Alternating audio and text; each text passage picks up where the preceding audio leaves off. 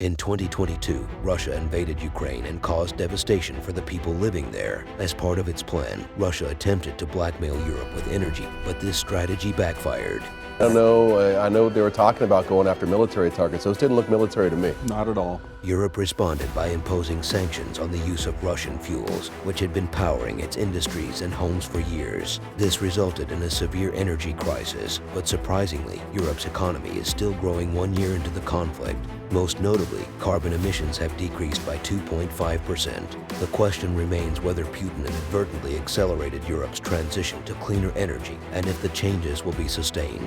Europe has been heavily dependent on Russian fossil fuels for many years. In the year 2021, about 40% of the EU's total gas was sourced from Russia. Additionally, over half of Russia's oil exports were directed towards Europe, and constant streams of coal were transported from Russian mines to European power plants. In the previous year, Europe obtained approximately 100 billion worth of fossil fuels from Russia before the invasion. That left its prosperity dependent on a warmonger. Executive Director of the IEA, Vladimir, said his team created a 10-point plan to reduce Europe's reliance on Russian gas within a week of the invasion.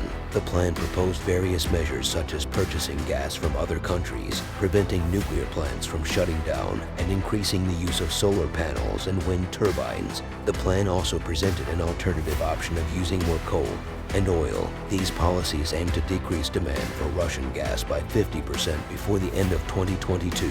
Although there were some reservations, the EU largely implemented the suggestions. However, instead of transitioning to cleaner energy sources, the EU initially substituted Russian fossil fuels with other fossil fuels. The EU increased its gas imports from Algeria and Norway, as well as purchasing shipments of liquefied natural gas from the US and Qatar. Despite previously committing to quit, the EU also resumed using a certain type of fuel due to a decrease in gas supply from Putin. Europe's wealthy countries, who had previously urged poorer countries to stop using coal, have had to turn to coal again. Germany, for example, continued operating existing plants and even planned to expand one near a coal mine in order to increase output. Besides Russia, there were other reasons behind the energy crisis in Europe.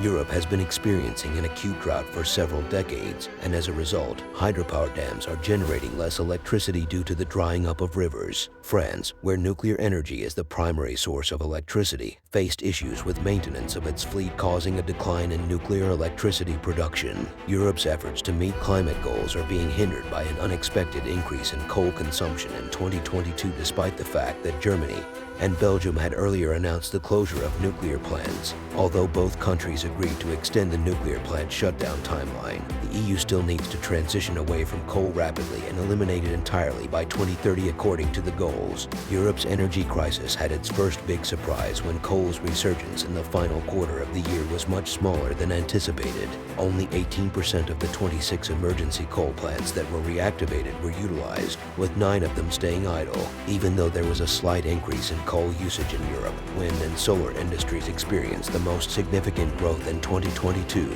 They were what made up for most of the shortfall, not coal.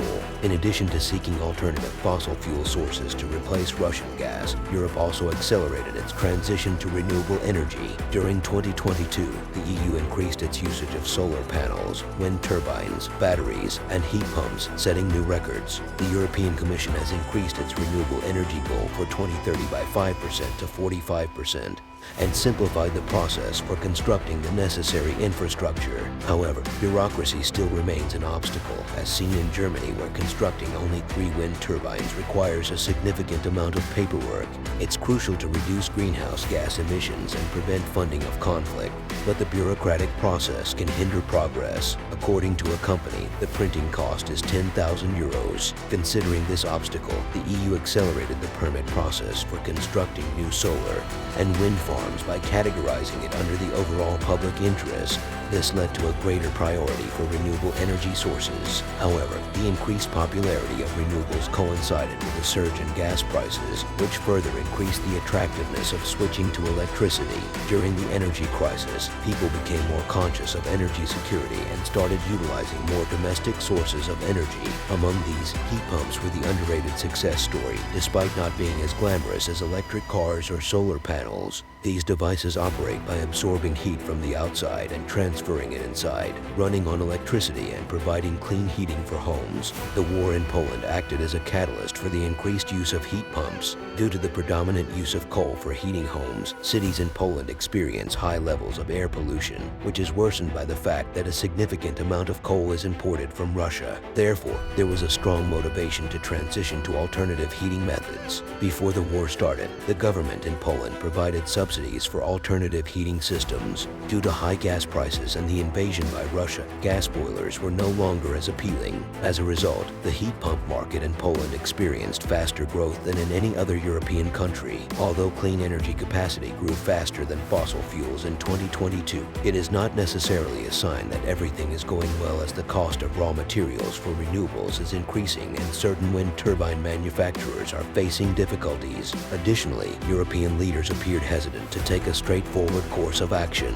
To conserve energy, it has been suggested that the temperature of European buildings be lowered to a comfortable level, as the commonly set temperature of 22 degrees Celsius is higher than necessary. The IEA's action plan has demonstrated that shifting thermostats down by just 1 degree Celsius can reduce gas demand by 10 billion cubic meters. However, only a few governments have taken the initiative to spread public awareness about this and encourage citizens to make such adjustments. Two things happened here. The first of that high gas price and a sense of solidarity with Ukraine meant many people heated less anyway. Germany reduced the temperature in public buildings, while France requested citizens to keep their homes heated at no more than 19 degrees Celsius, although enforcement was not strict.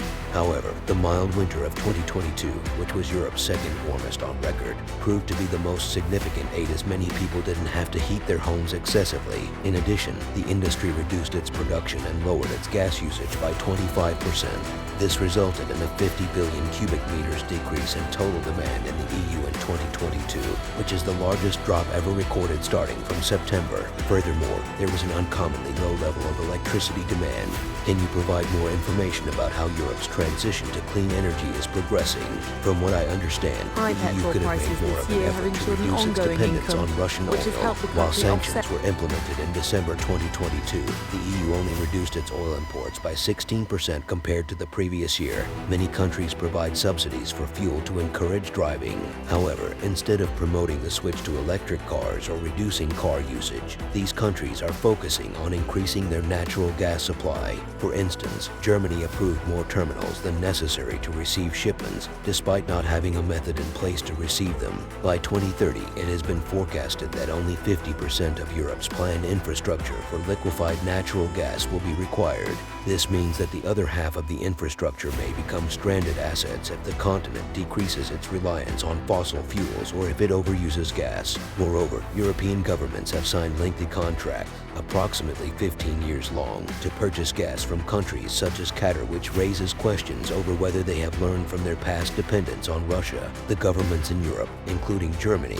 will need to evaluate their energy policies and engage in self-criticism after the dust settles. I believe that their choices in this area were strategically flawed, which had consequences not only for energy but also for foreign policy. And more, the invasion of Ukraine by Putin and the impact of Delta on the EU energy system had a combined effect. While it compelled the EU to increase its coal consumption and develop its gas infrastructure to secure more gas supplies, this move contradicted the EU's climate goals. This happened despite the EU's warnings to other nations about the hazards of using fossil fuels. The continent was shocked into reducing its reliance on Russian fossil fuels, which resulted in a temporary increase in renewables and long-term structural changes towards a greener future. While the surge in coal may not last, the progress towards clean energy is expected to continue growing. Which specific aspects of the world of energy do you think were changed by the Russian invasion of Ukraine? Please share your thoughts in the comments.